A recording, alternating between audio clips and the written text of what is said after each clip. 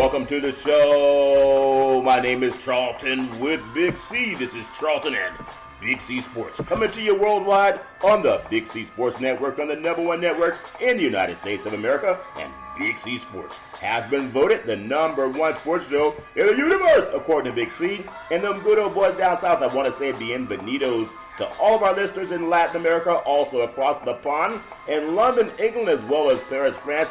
We love you in Canada. We also love you in Africa, the Big C tribe. But there's no one we love more than the good old boys down south, in the land of the free and the home of the brave, on a beautiful September the 26th, 2019. Grando Deportes, Big C. How's it going for you good old boys down south? Charlton, just another beautiful sweaty day down here in the south, enjoying the as they say, fall weather with the 92-degree temperature. So I'm confused. I feel like Trump right now. Yeah, you feel confused. Trump's not confused. He only acts dumb, Big C, but sometimes audio tape does not lie. It's all fair and love and war. Got a lot of football being talked about, even north of the border in Canada. Got some going on up close to Canada in Green Bay, Wisconsin. WNBA starts out this weekend. Major League Baseball, a lot of good old boys are still celebrating. Milwaukee Brewers, they got involved in the action too, Big C. I want to say today's show is sponsored by your Northern California Cadillac dealers, home of the all-new Cadillac Escalade, the standard of the world. And when you go by and test drive yours, just tell them Charlton and Big C sent you. There's always something new with Cadillac. They have more cars that you can really love the drive. Big C, I know you said, did you say you were sweating? Or did you say you were praying? Because Giuliani, he's out there, he's thumping for POTUS, and POTUS says, ask Giuliani, don't ask me, Big C, your thoughts. Well, ask the clown. I guess that's what happens when you go to the circus. Yeah. You're always looking for the clown to keep you entertained. I mean, that's the role that Rudy Giuliani is playing. Other than being the mayor of New York during the 9/11, horrific time in New York City. Yeah. Rudy Giuliani has showed nothing but buffoonery and stumping for the president. I mean, he's become the class clown. You know, when you're growing up and there's a kid in school that's always trying to get somebody's attention and always doing something tricky and slick to the other kids? Yeah. That's what Rudy Giuliani reminds me of. It's like, okay, I said this, but I didn't say this. And yet I did it, but I didn't do it. You know, I mean, this is what we have in leadership of our country. Yeah. And what makes it so appalling is that the Republicans are sitting there and saying, well, it's not so bad that he's committing crimes. It's okay. We've been doing it all the time. It's like asking the mob, which one of you is honest? They all have unclean hands, Big C, but it's all fair and love and war. I do want to say, people, pay attention, because this is our country. This land is your land. This land is my land, from California to the New York Islands. Everybody knows this land is made for you and me. We got to pay attention to what's going on in politics. I want to say Big C Sports is brought to you by Google and Alexa. Just say Google or Alexa, play Big C Sports Podcast, and then you'll hear from our sponsors. You're here. Welcome to the show. I will introduce Big C as the Mystic, and he'll do his thing, and I really appreciate that. So just download the #1 sports app in the universe, Big C Sports Podcast. You can find it all over the place. I want to get into this national suicide hotline.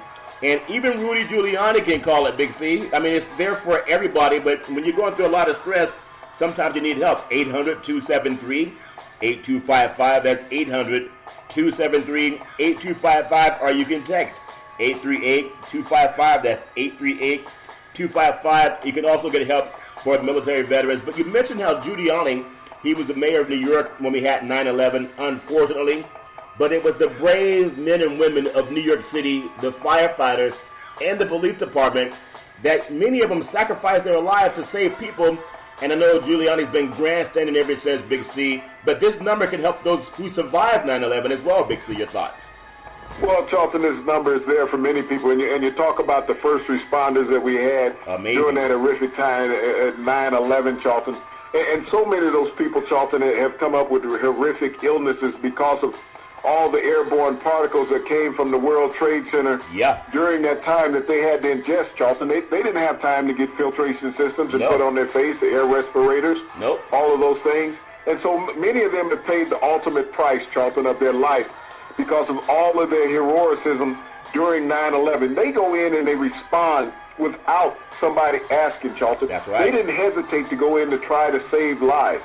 And that's what this National Suicide Prevention Hotline number is about. You talked about Rudy Giuliani grandstanding. Yeah. He wasn't down at ground zero, Charlton, while all of that was going on. It was the first responders. Yeah. But this Suicide Prevention Hotline number, Charlton, is for many people like the first responders, like our veterans, like our adolescents in America, who feel that they have no way out, Charlton, that they have no one to talk to, no one to lean on, that life is a dead-end street. It is not. Everybody needs somebody to talk to. Yeah. And that's what the National Suicide Prevention Hotline number is there. When you hear a kind, tender voice from someone, whether you know this person or not know this person, Charlton, it is always life and spiritually uplifting. Yeah. And that's what we have to do more to Americans. Be kind to each other. I know we're in one of the most horrific times in our history because of the politics that are going on in this country. But the politics has overshadowed life in America of those people that are in need. We got rich people bickering each other. People that are suffering and destitute most of them don't even have a phone, Charlton. I know. But if you see somebody in need, take out your cell phone. Punch in the National Suicide Hotline number.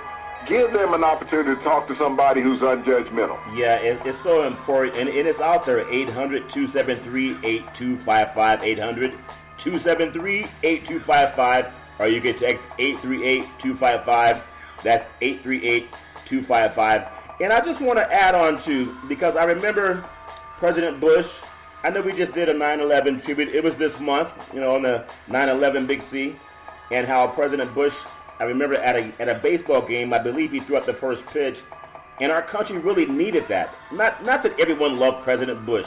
I mean, everyone has their own flavor of Kool-Aid, but that man, in a time where everybody was told to be afraid, because we didn't know if we'd be hit again, Big C, that's the truth. That good old boy, he had the chance and the moxie to stand on the mound at home plate where he was exposed, but even people who were afraid, and all the men and women who went into those towers, as they were falling down, and some of the people that survived it, when you saw President Bush stand on the mound and throw out the first pitch, I don't care what your political affiliation was, Big C, that was leadership saying that we will always stand and we will always be free. That was important. Contrast that to what we have now with POTUS trying to get foreign countries to go after our fellow citizens. Big C, your thoughts? Well, even beyond him standing on the mound at Yankee Stadium, Charlton, after the towers had fallen, was him going to ground zero as a president of the United States. That's right. To walk into the middle of one of the most horrific events that had ever happened to American soil, Charlton. Yeah. To go in where he could have been hit from anywhere, Charlton, but he stood amongst the people that he cared about. Right. That's what a president does, Charlton. That's what a commander-in-chief does. And he walks amongst the people that he cares about. Yeah. We don't have that anymore in Washington. We have a scandal-ridden presidency that's all about himself. He's not about the people of America. Right. It's like yesterday, I listened to him talking at the podium, and I heard a coward talking. Yeah. That's what I heard. I heard somebody scared talking. Not a man that was in charge, not a man that was the leader of men, but I heard a coward. You know, like when a kid would take something or break something, and you say, what happened to this? I don't know. All of a sudden, the voice gets real light and soft. That's where he was. Where was this ravenous fool that was always in his rallies when he's yelling and talking about Democrats? Yeah. He didn't say that. He was very kind. I mean, talked like a sissy yesterday. That's what he reminded me of. I didn't see leadership coming from this man because he had done something wrong and had been caught. And now he's talking about the guy that's told on him. In the old days, they would have killed him. Yeah. That's what he said. He said horrible. They would have killed him. Yeah. So he's talking about having somebody killed for being honest in America. It's a dog whistle. Yeah. But you have the commander-in-chief of the United States, the president of the United States, talking about killing somebody from our civil service department who is doing something right. Well, this is what he said. And I don't know if America cares about that, but when you got the president talking about killing somebody because he exposed what he was doing wrong, that's wrong with the Republican Party. You know, it's amazing. He did say he could walk down the street and shoot someone and get away with it. And there, as his favorite word is, No, he sent this out on a text today. Yeah. Said that guy in the old days would have been killed. Yeah. So he was calling him upon the people, his followers, his base. Yeah. That if you get a chance, try to kill this guy. That's what he was saying, because this guy have turned me over. Just like he said about his attorney, Michael Cohen, he said he was a rat. That's what the mafia calls people who tells on people, a rat. He called Michael Cohen a rat because he testified in front of Congress, and he said that this whistleblower should be killed. This is what he said. He said he should be killed. That's horrible. It's horrible, and it comes from the commander-in-chief. But you wonder the commander-in-chief of what? I want to just go to a story.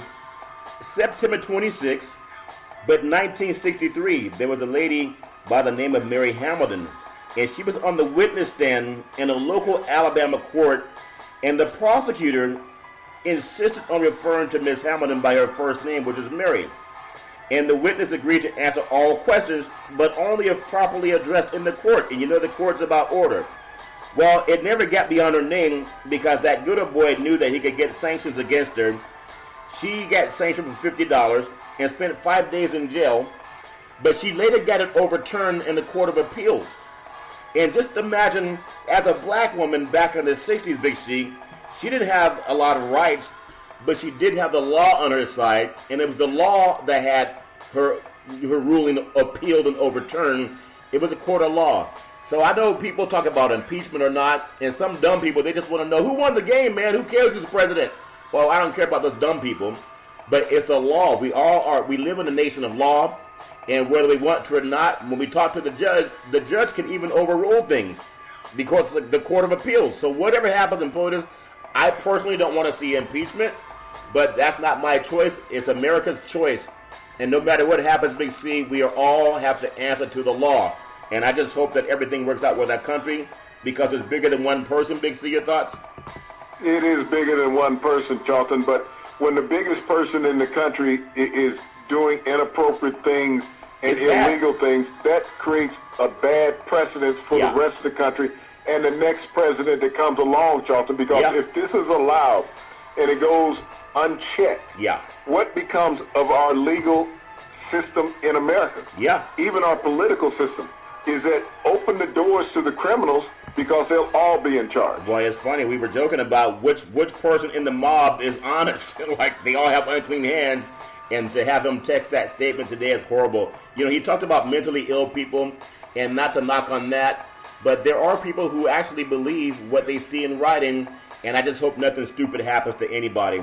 But I wanna jump on something. Tonight we have some football going on, some levity for people. Because for people who don't read, they don't even know we're talking about articles of impeachment of a president. They don't even know that. They just want to know, the Eagles going to beat the Packers. But we're going to get on Big C's top 10, Big C's NFL top 10 teams. And then how did we get here? Because we're coming up on week 4, and there's still some teams who have not won a game, but some that have won that really aren't that great. I would say Big C's top 10 NFL teams. Number 10, I'd say Minnesota. And if they can remember that they have the best running back in the league, yardage-wise, then they may even sniff the playoffs this year. Big C, your thoughts? Well, they have to run through Dalvin Cook. What happens with Dalvin Cook is that he makes it easier for the quarterback, your cousin, to throw the ball. Because he keeps those linebackers closer to the line of scrimmage, also makes that safety creep up. But with the speed that Dalvin Cook gets, when you creep too close to the line, if he gets past that first wave, Charlton, he's always a threat to take it to the house. Minnesota has one of the most stalwart defenses in the NFL. You got a group of guys that's been together for the last 5 years, so they know each other like the back of their hand. And that's the great thing about having a great defense. Is longevity in playing together, and the Vikings are becoming a very dominant team with Dalvin Cook being healthy. They're very good. Now, you think about Drew Brees down in the dirty South, Big C, New Orleans. When you have, I'm telling you, I remember when they talked about Bridgewater maybe being too skinny, maybe not being the strongest arm in the league, but everything about him is bigger and stronger than Brees. And he's even a running threat. I know their special teams played, beat Seattle, but this is a team that's still worthy of number 9 ranking. Big C, your thoughts? Well, when you look at the Saints in their division in the South, Charlton, they are the cream of the crop. Yes, they did lose Drew Brees for several weeks. but the rest of the team is intact. Yeah. One of the things about adversity that it draws strengths from others. Yep. And when you look at how that team stepped up against Seattle, that was undefeated, and went on the road to Seattle and won the game. The last time that the Saints and Seattle played in Seattle, yeah. I remember Beast Mode running over the entire New Orleans secondary for a touchdown. Yeah. I saw the tables turned in this last game, Charlton, when Mower caught a swing pass out of the backfield from Bridgewater and ran over several Seattle defenders prior to waltzing in the end zone. Yep. I think all of what they did last week brought this team back together. I think they can go through this stretch without Breeze losing one, at most 2 games, Charlton, and they'll still be in lead in their division. Yeah, they're a good team. I want to get your thoughts also at number 8 spot, and I would bring that to Los Angeles. Give me your thoughts on that, Big C.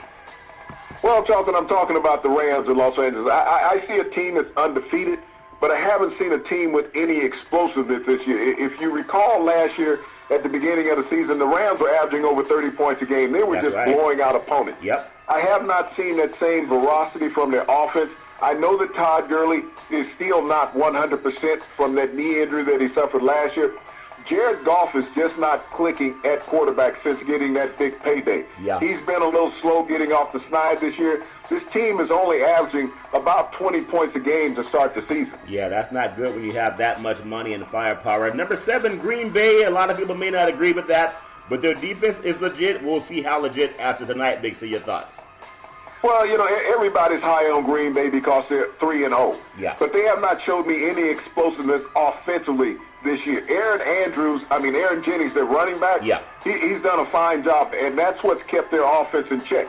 But that defense has been lights out up there at Lambeau Field this year, Charlton. The Green Bay Packers, for once, people are talking about their defense and what's wrong with Aaron Rodgers. Aaron Rodgers is like any old quarterback in the NFL. They just don't get stronger as they get older. His intelligence may be there, but the defense right now is the savior for Green Bay. And defense always wins championships. Speaking of defense, coming out to San Francisco, I remember a song, I left my heart in San Francisco. Well, they left their defense in San Francisco this time, and they're starting to win because of it. Big C, your thoughts? Well, this is a young team that's developing. They have a very solid running game. They got 3 running backs that they rotate throughout the system that stays fresh. So the defense can never wear down one of them, Charlton, and they all have 3 different running styles. Jimmy Garoppolo has done pedestrian work this year. He's got to cut down on the interceptions if this team expects to go further into the season with a good record, Charlton. But the defense, as you said, in San Francisco, is a very solid bunch. They have a great defensive front that has gotten better. The linebackers are very adequate. The defensive secondary has been decent. But that defensive line has stopped the run and put a lot of pressure on opposing passers. No, they're nasty, Big C. And also, when you think about other people who are nasty and people that are good, I want to just bring up this team in Houston. Houston, we have liftoff. They're actually, the Texans are not a bad team. I know they're hating what happened when they dropped the ball down in New Orleans and they gave up. Prevent defense against Drew Brees, and you got to lead 37 seconds. Doesn't make any sense. I don't think they'll make that mistake again, Big C. Your thoughts? Yeah, Charlton, this team is 37 seconds away from being undefeated against the New Orleans Saints, and they did not play good defense in the last 30 seconds of that game, allowing them to get down in field goal position. But as I look at the development of the Houston Texans, the defense got healthy last week against the San Diego Chargers. They finally picked up some sacks. Even J.J. Watt got 2. But Deshaun Watson has been a magician thus far this year. When you look at what he has done through the first 3 weeks of the season without a solid running game, Charlton, it's been nothing less than miraculous. So as this team gets better, Larry Tunsil gets more in tune with the rest of the offensive line playing left tackle, this team is going to be dangerous, and their competitor in the division is going to be the Indianapolis Colts. And I think Watson will be talked about among one of the league MVPs this year. Just my opinion. If the defense can keep playing and not have them have to throw the ball so much, I think they're going to be in good shape with Watson. And then the team that I really, really like, even though they fell on the sword in Kansas City, is Baltimore, because Patrick Mahomes will score against anybody in that Chiefs offense. But I would be surprised if this team did not advance at least past the first round in the playoffs this year. Big C, your thoughts? Well, as you look at the involvement of this team, Charlton, this team, the Baltimore Ravens, in their last 10 regular season games, They're 9-2. Yeah. I mean, 8-2. Yeah, 8-2. In the last 10 regular season games. Yeah. So this is a team that has progressively gotten better. When you look at the game they played last week against Kansas City, they basically held Kansas City in check. When you think about the score of that game, that they were right in it. Yep. That defense is outstanding in Baltimore, and they've always been known for their defense. But as I look at the maturation of the quarterback, Lamar Jackson, he's getting better and better. He can run the ball, he can throw it, but he doesn't rely on any one of them, Charlton. His game is so balanced, and the team has responded so well to him. Yep, he's good, and he's just going to get better. He and Mahomes are going to get better. There's a change in the guard in the NFL, and I know it's going to change, just like there was a change in the guard in the NBA, because people started wanting to win irrespective of what the leadership looked like, Big C. I look at Dallas. They had that big star down there in Texas. And the old stadium, they actually left the roof open because you can look down. They wanted God to see the star, Big C. That's how big football is in Texas. They left it open so God can see the star. I guess Jerry Jones doesn't believe in God as much. They closed it, but they still have the star and quarterback Prescott, Big C. Your thoughts? Well, the Dallas Cowboys, this is a team that's evolving. I mean, it's getting better and better. When you look at Dallas Cowboys, no one really talks about their defense.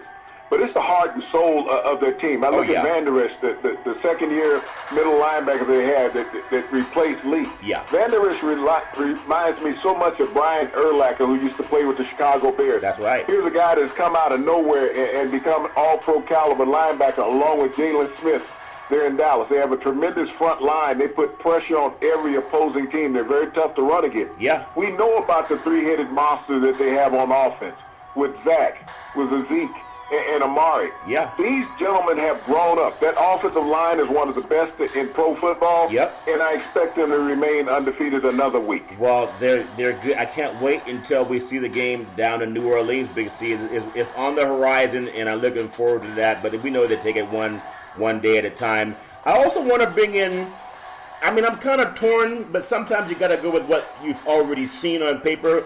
I'm going to put Kansas City at number 2, and that's only because, you don't have to agree, but it's only because you got to knock off the champion before they crown. When they say crown them, you want to crown them then. You can only crown them after they win, Big C. Your thoughts?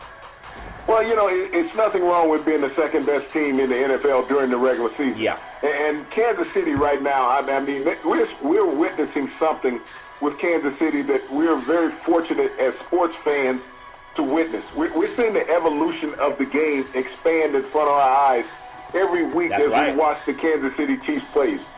Patrick Mahomes does things that you think are impossible for a quarterback to do. Yeah. But each week the game just evolves and it slows down for him. Yeah. You can't pencil in on one receiver. He has 4 receivers that he can get the ball to at any place on the field. Yeah. And the running backs he has out of the backfield, I mean, their running game is a short passing game majority of the time. Yeah. Their defense is adequate. They upgraded a little bit from last year. But the way that they can move the ball offensively, Charlton, every team is playing catch-up against them. Yeah, and when you speak of catch-up, they do have the pretty red uniforms, but they're catching up to the team that says, we're still here, and Tom Brady and them good old boys from Beantown, Big C. Until you knock them off, you still got to make them number 1, Big C. Your thoughts? Well, you know, knocking off New England is not as easy as people think it is. Everybody concentrates on Tom Brady. The New England Patriots has, hands down, to me, the best defense in pro football. When you look at what they've done the last 4 games that they've played during competitive games, Charlton, they have not allowed a defensive touchdown in the last 4 games that they played. They play the Buffalo Bills this week at home. Bills are undefeated. We're going to find out if the Bills are really a real team or if they just, you know, faking it right now. Yeah. But the New England Patriots have so many weapons. I know Edelman might not play this week. Yeah. But, you know, you got to pick your poison when it comes to receivers in New England. Yeah. This is a team with a wealth of players that step up when called upon. Yeah. The perfect thing about being a professional team, Charlton, that wins is it's a team that lacks egos. And that's what the New England Patriots do, Charlton. Yep. They lack egos. When you look around at other teams saying, you know, I got to be me, I got to be taken care of right now. Yep. And teams are always about, especially players. Yeah. You know, players today's age couldn't have played back in the era when I played. Even in high school, Charlton, because it's all about me and the social media. Yeah. It's not about the team aspect. You think about, we would have never thought about having a players-only meeting in a team. Yeah. That we're going to leave out the coaches and not have their input.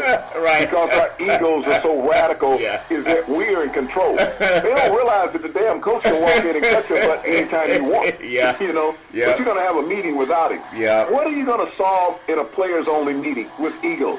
I've never heard of a players-only meeting in New England. Yeah. Because they win, Charlton. Yeah. They come in as a group. They park their egos in the parking lot with all those exotic cars they got out there. Yeah. And they come into Foxborough Stadium to win. To win. That's what they do. Yeah. They understand what the format and platform is in New England. Yeah. And until somebody can break the system that they have in there, they're going to keep on winning, Charlton. Yeah, there's a show called Blackish. It advertised a pre-roll on one of our shows, Big C, when it came on over the couple of days ago.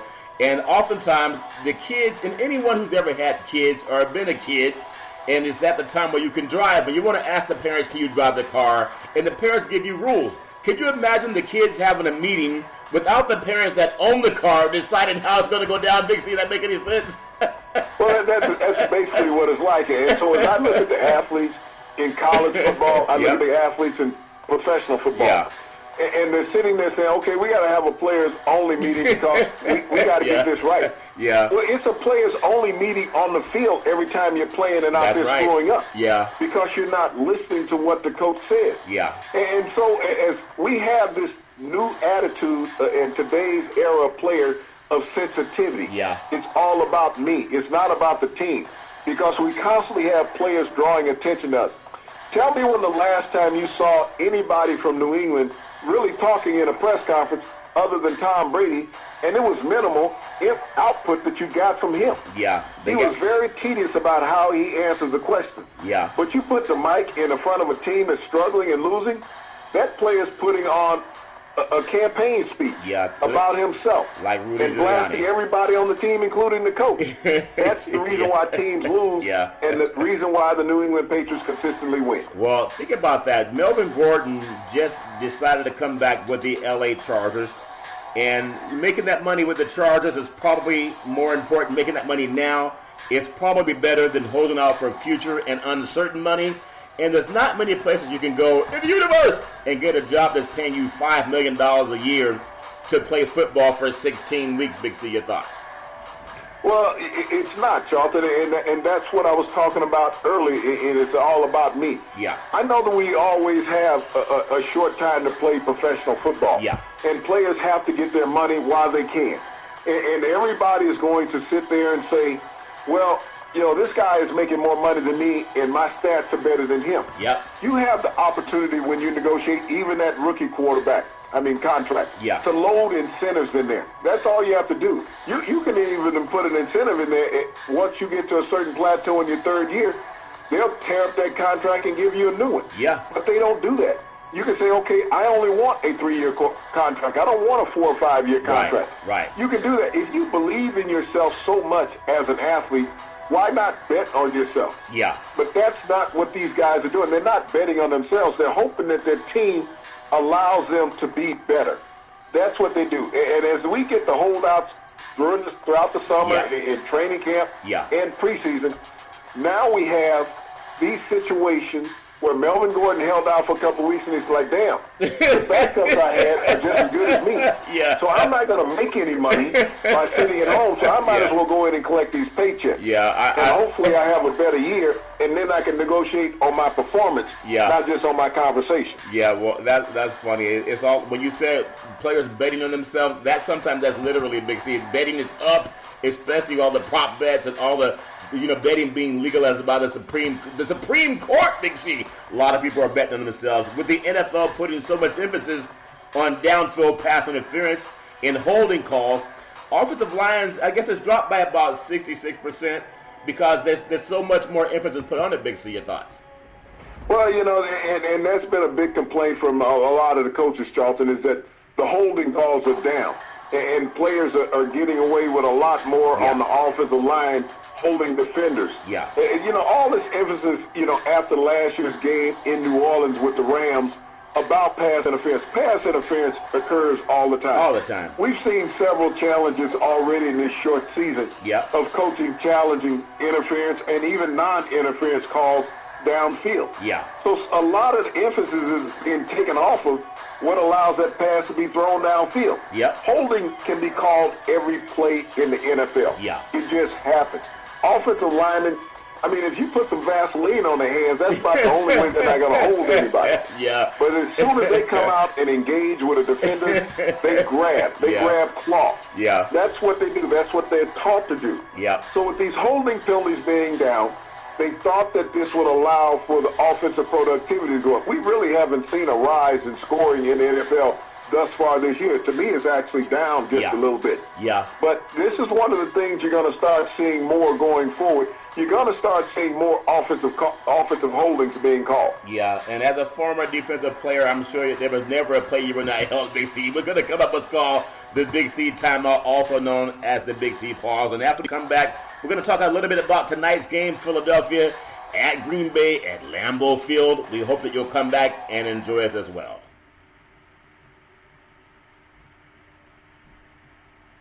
All right, we are back from the Big C timeout, also known as the Big C pause, and we really appreciate the way things are going. You can follow Big C Sports 24 hours a day, 7 days a week, worldwide on the #1 podcast network in the universe on iHeartRadio Podcast. You can follow Big C Sports on Apple Podcast. You can follow Big C Sports on Google Podcast. You can follow us on Spreaker. If you have a TV set in your home, you can follow Big C Sports on Xfinity Comcast. What I really love, Big C, are the apps by Alexa and Google. Just say Alexa or Google, play Big C Sports Podcast. You're here welcome from our sponsors. You're here welcome to the show. I will introduce Big C as the Mystic, and I really appreciate the way things are going. And make sure you tell a friend to Google Big C Sports. Big C, tonight's game, the struggling Philadelphia Eagles 1-2 at Lambeau Field tonight. They take on the Green Bay Packers that are undefeated, 3-0 with the great Aaron Rodgers. You know, think about this. These are two prodigal quarterbacks for the NFL. I want to get your thoughts on which quarterback does the mainstream media love more. Would it be the great Aaron Rodgers, or would it be the nouveau riche Carson Wentz? Which one will have more Super Bowls at the end of their career? Also, Big C, your thoughts. Well, Charlton, I think the media heart still goes out for Aaron Rodgers. I mean, that they've grown up with him. They've always said this is the guy that you want with the last 2 minutes of the game on the line, even though he has not been delivering over the last 2 years with that. Right. And I've always felt that it's more important for a quarterback to be productive in the first 58 minutes of the game and not leave the last 2 minutes of the game in limbo, you know, and a chance to lose a game. Yeah. And that's where the Packers have been this year with Aaron Rodgers, is that they've been fortunate enough to get out to a lead, and the games have not come down to the last 2 minutes because they've had a lead that was more than 8 points in their first 3 games. Yeah. As I look at the Philadelphia Eagles, they're actually 2 drives away from being undefeated this year. 2 drop passes, one against Atlanta and one last week against Detroit, away from being 3-0. So this is a team that is on the precipice, but they just have not got it done yet. I don't know if they're not getting enough motivation from Carson Wentz offensively to go that extra mile. I know I've seen some frustration in him, and I've also seen him get banged up a little bit. You know, he's had a little bit of a rib problem, but he's a big, strong guy. The big key for them, Charlton, is can he make it through the season healthy? Yeah. They don't have Nick Foles backing him up any longer. They have untested backups right now in their system. So everybody has always been in love with Aaron Rodgers. The Packers are 3-0. The Eagles are 1-2. The Eagles really can't afford to let this game slip past them, Charlton. They're looking up at the Dallas Cowboys, who are 3-0 and potentially can be 4-0 after this weekend. So this is you hate to say it, a must-need, desperate win in Week 4 at the 4th game of the season. But basically, that's where the Philadelphia Eagles are if they expect to stay in the division hunt in the NFC East. Yeah, well, a lot of Packers will pack Eagles. I don't know if you can eat Eagles legally, but I'm sure in Wisconsin they'll do a lot of eating stuff. The over-under is 46, and the Packers favorite by 4 over Philadelphia. And you think about both of these great quarterbacks have been injured as well the last couple of seasons.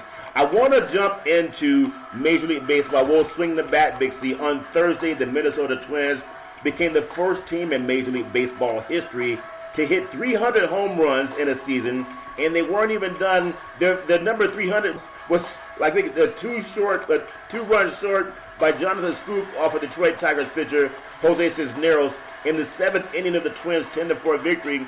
It was Scoop's 23rd homer of the season, and later catcher Williams Astudillo hit a solo shot in left field for number 301, and we still got a couple games left. Big C, your thoughts? Well, it's amazing what we've seen this year in Major League Baseball. We've had two tremendous records fall. Yeah. Everybody's talking about the home run, but also there has been a Major League record set this year for strikeouts, Charlton. And I know everybody, when they start playing baseball, whether it's not Pop Warner, but, Pee Wee Ball, Little League yeah. and American League, and even high school. Yeah. The most embarrassing thing in baseball is to strike out. Yeah. I don't care how old you get. If you're standing there and somebody's sending you back to the dugout on 3 pitches. Yeah. But to get back to what the Minnesota Twins have done, 301 home runs on the Major League season, and there's still a couple games left to play, Charlton. Yep. It's just miraculous. And baseball has set records all the way around with home runs, becoming the first team to hit 300 big ones out of the park. Not only that, you think about it. They have 5 players on their roster who have hit more than 30 home runs this year. Yeah. That is a Major League record. Followed by another 3 players on the roster, Charlton, that hit more than 20 home runs. Yeah. So this is the reason why the Minnesota Twins were able to set this record of 301 home runs and the first Major League team to ever accomplish that feat. Yeah. But right at their door, Charlton, knocking on that is the New York Yankees. They can also become the second team in Major League Baseball history to hit 300 home runs on the season. Yeah. Going into tonight's game, Charlton, they are at 299 for the season. So you think about the record being broke, but it can also be broken by 2 teams in one year. Yeah, I think it's going to happen because a lot of the gas stations you go by, all those extra things that give you testosterone, they're sold out on a big C. So a lot of baseball players, they go to the gas station to get gas before the game starts, and I think a lot of that's happening. And I want to just get through tonight's schedule. It's not a big one. We have Philadelphia at Washington, Chicago at Pittsburgh. You have Miami at the New York Mets, Cleveland at the Chicago White Sox, Houston at the LA Angels. And wouldn't it be great if we could see Verlander pitch against Trout? But I know sometimes he can't be healthy at the same time. The Oakland A's at Seattle, and then also some matchup games that we had among those teams as well. Milwaukee at Cincinnati, Minnesota at Detroit, Boston at Texas, LA Dodgers at San Diego, and Colorado at San Francisco. Big C, is it too soon for people to give Bochy his, congratulations, and we're gonna retire you off with a celebration? You can't find the kind of money anywhere that you get in baseball as a player, and the managers, they eat pretty well too. But after about a year, if guys don't go on the TV, and I don't think Bochy would be good for TV, just like Gordon with the Chargers, you start missing those paychecks, they may retire him off this week or this year. He may take a year off and come back again because you can't find that kind of money elsewhere. Big C, your thoughts? Well, you got to also look. Bochy's not the only manager retiring this year. There's 3 managers that are leaving Major League Baseball. When you spend 40 to 45 years of your life during any type of profession, Charlton, you have to think about other things to do. And here's Bochy in his mid-60s. He still has a family and he has a life that he wants to live. There's things he wants to do. Yeah. It's not like he's hurting for money with the money that he's made, even as the manager of the San Francisco Giants. So when you think about these managers retiring, we have the managers from Kansas City Royals, they're all-time leading winner as a manager retiring. So as I look at that, and people say that it's time for me to go, it's time to go. Yeah. Athletes have to leave the game at a lot early age than what managers do. Yeah, all the time. But managers get to the point, Charlton, that how long do you want to go through this rigorous schedule? Yep. You got spring training, you got 162 games in the regular season, you got 20 games in spring training, and if you make the playoffs, you're going to participate in potentially 200 games during a season. Yeah. And Bochy, as you mentioned, has managed some 6,000 games in his career. Yeah. There's time to go home. He's been involved in some 6,000 games as a player and a manager. It's time to go home and rest. Yeah, he walks with a little hitch in his giddy-up, but I understand why. And speaking of a hitch in the giddy-up, college football tonight, the United States Naval Academy, they take on the University of Memphis and Navy's 2-0 and averaging 43.5 points a game. Memphis is also 3-0. They're averaging 37 points a game. What a contrast in cultures, Big C. Your thoughts? Well, you always got to love the young men from the academies, Charlton, especially the Navy Academy. Yeah. They come into college football, they're undersized, they're underskilled as far as when you look at the big boys on the landscape. We saw what Army did up at the Big House a couple of weeks ago against Michigan, taking them into overtime. And then when I look at this Navy team, another one of those teams that run the wishbone like Army and Air Force do because of the undersized and under-talent that they have on their squads, is that these young men are experts at running the offensive scheme that they run. And you talked about them averaging 43 points a game. That's a lot. You're not a slouch in college football when you're averaging 43 points a game up and down the field week in and week out. Yep. They give every opponent that they come up to, Charlton, a hard time because it's hard to defend the wishbone on just 1 week of preparation. Yeah. So I'm always pulling for the academies when they're on the field. They're not the guys with the Heisman Trophy winners any longer. They're not the guys in the Power 5 conferences that are going to make the playoffs. Right. But they still play college football the way that it should be played. Yep. Memphis has always had a high-powered offense. They've produced some great offensive players over the past several years. And I expect for this to be a wide-open, exciting game. Yeah, they play to win the game, also playing to win the game. Some big games coming up on Friday. It should be Friday Night Lights, but even college football is dipping in to Friday. Number 12, Penn State at Maryland. And my goodness, when Maryland was blowing everybody out, that looked like a big game. And it probably still is. Penn State cannot take them lightly. San Jose State at Air Force, and they're still flying high after the win. In the first time in 24 games over a Power 5 team, they knocked off Arkansas down in the South last week. And Arizona State at number 15, Cal Berkeley, over in Strawberry Canyon. And Cal, ironically, is in first place standing-wise in the Pac-12 conference.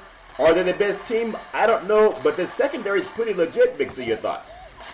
Well, they have one of the top 5 secondaries in the country in Cal, and you talked about that. They're undefeated in their conference in the Pac-12, and they're not even the top-ranked team in the Pac-12 in the national polls. Yeah. And so that doesn't bode well for the Pac-12, Charlton, when it comes to talking about the playoff time. Yeah. You have an undefeated team in your conference, and it's ranked below teams with losses.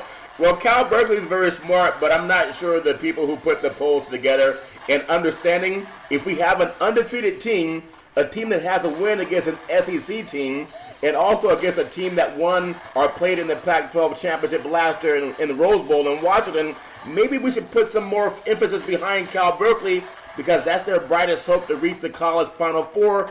I don't know if it's going to happen, but at least it's a thought. Historically black college football, Big C. We love talking about the HBCs. In the MEAC Football Conference Players of the Week, Offensive Player of the Week, Florida A&M quarterback Ryan Stanley. Stanley finished with a game that was amazing against Southern University, 355 yards. He was 24 of 39 passing, the touchdowns, and a 27-21 win over the Jaguars. His name should be more talked about, people. Big C, your thoughts? Well, as we look at the HBC players, Charlton, and how great they've been over the history of college football, we don't get a chance to see them on the highlight shows, on Saturday night. They're never talked about. These are young African-American athletes who play in obscurity, but yet they're just as good as the guys who play in the big games that are broadcast on television. Yep. And they need to get the recognition that they are, that they so certainly deserve it. Yeah, when you talked about Stanley, I mean, his numbers are going to compete with half the quarterbacks in the country, quarterbacks that are getting all the recognition. Yep. You look at the top-ranked quarterback, there's a lot of people saying coming into the country, Lawrence. His numbers were just as good as Trevor Lawrence's over the weekend from Clemson. Yeah, and the guy can play. I mean, when I just encourage people, and I know if you're a corporate America, they're starting with some more games on TV, but they don't really publicize it. It's just you can switch over and see them. They don't put the time and energy into them the way they do the Blue Blood schools, Big C. But if you're a corporation, those people that go to those games and watch those games, they spend money on your products also. Defensive Player of the Week, his name is linebacker Marcus Hendricks. Bethune-Cookman. Hendricks helped lead the Wildcats defense that held Mississippi Valley State to just 6 points. Bethune-Cookman 22 in a 22-6 win on Saturday. Hendricks finished with a game 12 total tackles, Big C, and 2.5 sacks for loss. and a half a sack, and an assistant on a safety. The man was all over the field, Big C. Your thoughts? Well, this is what you talk about in your top linebackers in the country, Charlton. If he was at a Power 5 school, they say he was an early All-American candidate, Charlton, and one of the top defensive players in the country. Yep. But when you look at the history of the NFL and you look at the number of linebackers that have played in the NFL from the historical black colleges, just 2 seasons ago, Darius Leonard, linebacker at Indianapolis Colts out of South Carolina State, a second-round draft pick, was Rookie of the Year, Defensive Rookie of the Year in the NFL, and he missed 1 game during the season. He only played 15 of the 16, and he led all NFL tacklers by 23 and played 1 less game than everybody else. Yeah, they have a lot of players that can just make it happen. In the SWAC Players of the Week, Offensive Player of the Week, Felix Harper from Alcorn State. Harper accounted for 3 touchdowns in Alcorn's 45-41 victory over Fairview A&M, and Harper threw for 280 yards and 2 touchdowns. Big C, he also ran for another. Big C, your thoughts? Well, isn't that what we see in the big-time programs, Charlton, on Saturday? Yep. Quarterbacks with that type of productivity, throwing for 3 touchdowns, running for 1. And here it is. We're talking about the HBCs. The quarterbacks can put the points on the scoreboard. All the time. And that's what you got right there in that situation, that Harper lit up the scoreboard, Charlton. But when they come out to talk about the great games over the weekend by the quarterbacks, the African-American quarterbacks from the historical black colleges are not getting the recognition. Yeah, and we'll make sure that we always address it on Big C Sports. I know other programs, they may do maybe a 5 or 10 minute segment, but we're going to do it every week, and we've been doing it for the last 3 years. Defensive Player of the Week, Solomon Muhammad, Alcorn State. Muhammad turned in a defensive effort that was amazing for the Braves. He had 18 tackles, Big C, a career high, and went along with 2.5 tackles for loss. A 45-41 win over Fairview A&M. And again, if you're an NFL scout, you need to go down there and see these players more, and don't just wait for a TV to show you, Big C, your thoughts. Well, back in the day when I played, Charlton, that's what we called the heat-seeking missile. Yeah. Anything that was warm, it was going to hit, and that's what you got out of Muhammad, Charlton. You talk about that 18 tackles in a football game. Amazing. That's a long day's work when you're putting that in.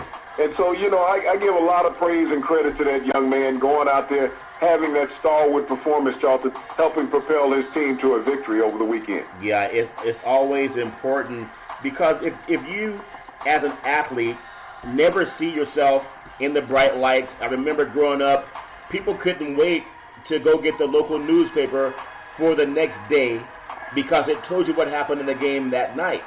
And then with the advent of artificial intelligence, people started going to the computer to find out what players played well, what teams won in their city or in their section, whether it's high school or college. And same thing with the pros, it was the same thing. And so they always had to deal with who won what, and they couldn't wait. They couldn't see it on the computer the way to do it now, Big C. But if you're the HBC, it's almost like things haven't changed, because unless you have major media like Big C Sports telling people what happened, they just don't find it by local media, Big C. You'll see a preview of a game, but you rarely see a highlight show covering these same teams, Big C. Your thoughts? Well, you're not going to get highlight shows, Charlton, and the only way that these HBCs are going to be seen. I mean, some scouts do go to the games, but they're not covered by television. National broadcast is what the young African-American football players need at the HBCs. Yeah. They deserve the exposure that everybody else does, Charlton, because they're an integral part of the National Football League over the decades. And when you look at some of the stars of the National Football League, Charlton, a lot of them have come from HBC universities, as well as the NFL Hall of Fame is represented by a wealth of talent from the HBC universities. So primarily, it's about getting publicity, and I want to apologize, a little static on our microphone, a little different weather going on down south, but it's about publicity, and we want to make sure we give the historical black colleges publicity, because just like all the other programs, the more publicity, the more TV revenue, and that makes a lot of sense. Also, I want to jump back in a little bit to the NFL, because a lot of historically black colleges have players that go to the NFL. And I wanted to bring up a small stat here. If you think about the highest passer ratings this season in NFL for a minimum 50 pass attempts, I'm not saying a lot of them historically black colleges, but of the 5 quarterbacks, 3 are African Americans. Tom Brady has a 90.5 rating. Brett Scott has an 86 rating. and that's amazing. Big C. Carson Wentz has 83.3 rating. You look at Patrick Mahomes at 82% rating, and then Russell Wilson at 80.4% rating. So when they talk about players that don't get the opportunity, when you give them, of the top 5, 3 are African-American. Big C, your thoughts? Well, it's the evolution of the NFL, how it has evolved. When you look at those African-American quarterbacks that are playing the game now, they are in command of their teams. They're leading their teams. They have their teams in playoff contention. As many players have always knocked, not players, but coaches and establishment have knocked African-American athletes playing quarterback, they just don't give them the chance because they knew that the game would evolve along with them. And once African-Americans take over the quarterback position percentage-wise in the NFL, how do you sit there and say that you warrant these white quarterbacks as franchise players? One of the reasons why they play franchise quarterbacks so much and white quarterbacks never have to fight for the money is that they want to keep that establishment of being in power. And those with money are in power. Not that they're better than anybody else. Because when you look at the number of $100 million quarterbacks who did not make the playoff last year, you have to warrant, are they really worth the money anymore? Well, it's about being worth the money. And I'm doing my game live at outside of a stadium practice, and they're actually cutting the grass, so you may even hear them cutting grass, Big G. But those people that cut the grass are Hispanic. Many of the athletes that I see on the field that are going to be playing on Saturday, they happen to be African-American. The guys coaching, making the money, happen to be Caucasian. It's all fair, love, and war. But I thought that was a funny thing to just bring up right now. Big C Sports also covers the CFL football. We love you in Canada and the Canadian League. Football League Eastern Division. You have Hamilton right now at the top of the pack. They're 10-3 on the season. Followed by Montreal, they're 7-5. They're followed by Ottawa, 3-10, and then Toronto is 2-10.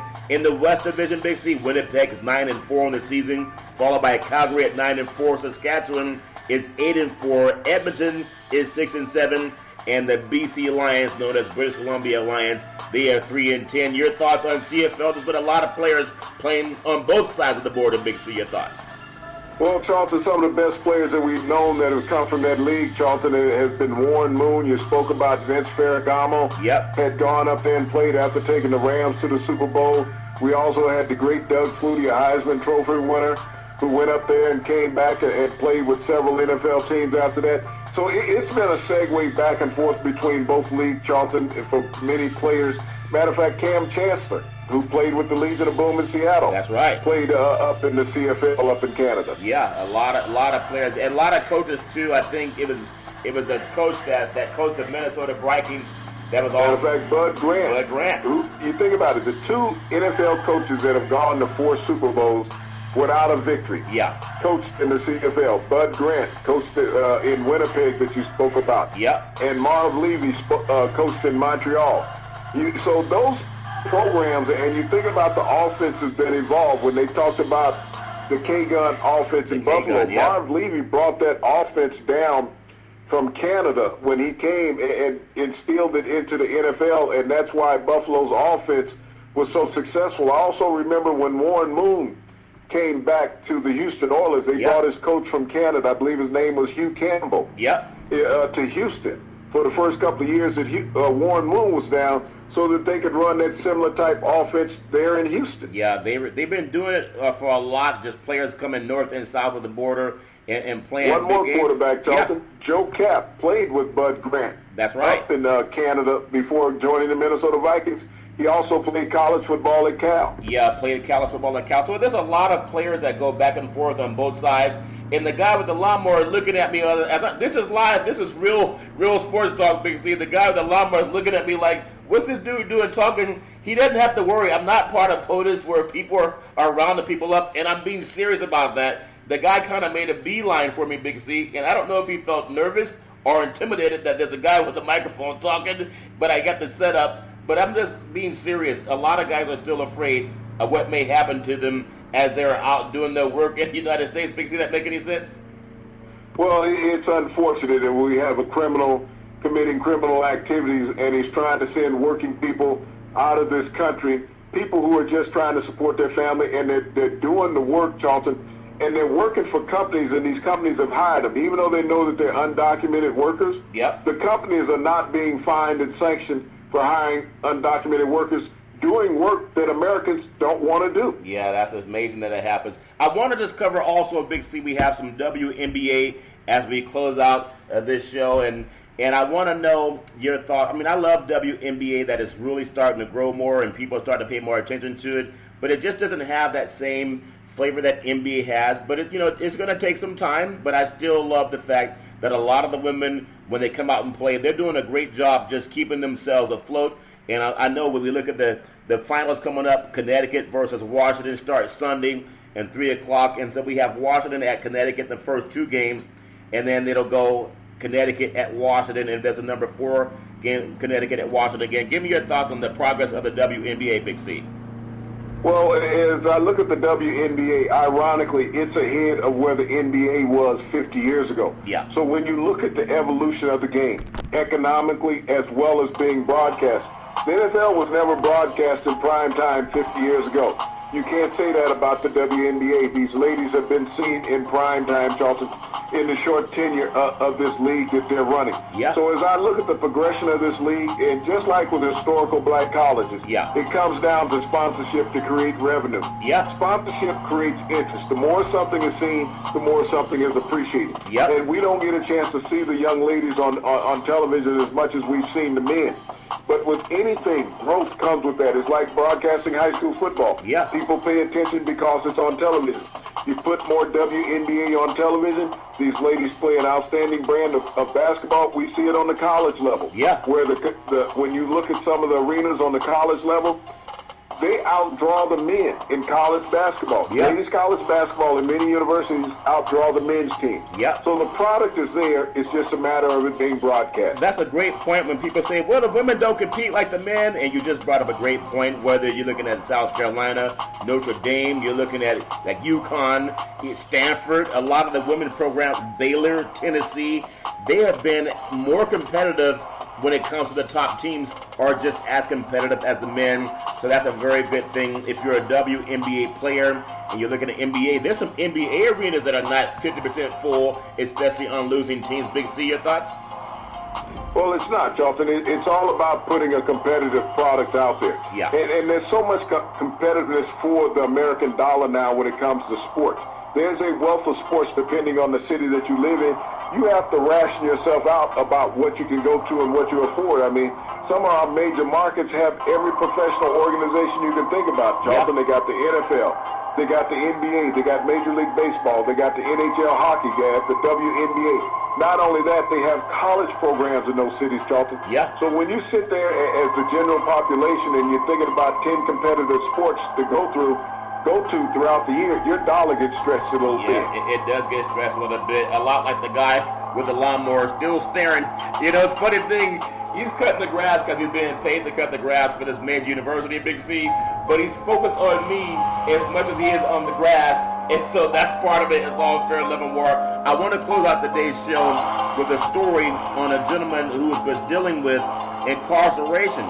And he was a former Ball State linebacker, Wendell Brown. He returned home to Detroit on Wednesday after spending 3 years in a Chinese prison for his involvement in a bar fight. And when you think about it, if you're fighting in different countries, you're going to be arrested, you're going to be detained. He spent 3 years. A lot of guys that get into a fight, in a bar fight, you may get arrested, but they let you out overnight once you can cool off, Big C. So that good old boy got to understand, when you're outside of the country, like the UCLA and the Georgia Tech players, you got to understand the laws when you're outside of this country, Big C. Your thoughts? Well, what's amazing about that, Charlton, you talked about those UCLA basketball players a couple of years ago that had been detained for grand theft. Yeah.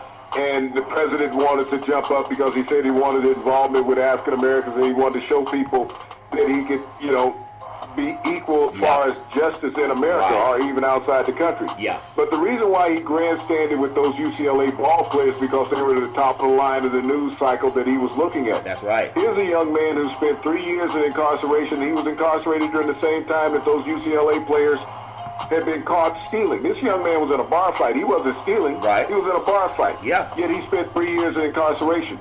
Our president did not lift a hand to help him out in that situation. No, and the bar fight, from what I understand, it was in self-defense. He did not go over to China to start a fight, Big C. He was defending himself, and sometimes you got to know that you're going to be accused of things, and if you're outside of this country, you can do time even for self-defense. Big C, we can do our show live anywhere in the universe, even in front of a man cutting the lawn at a major university, getting that grass ready for Saturday kickoff. Big C, back in the day, there was a man by the name of Drew Boudini Brown.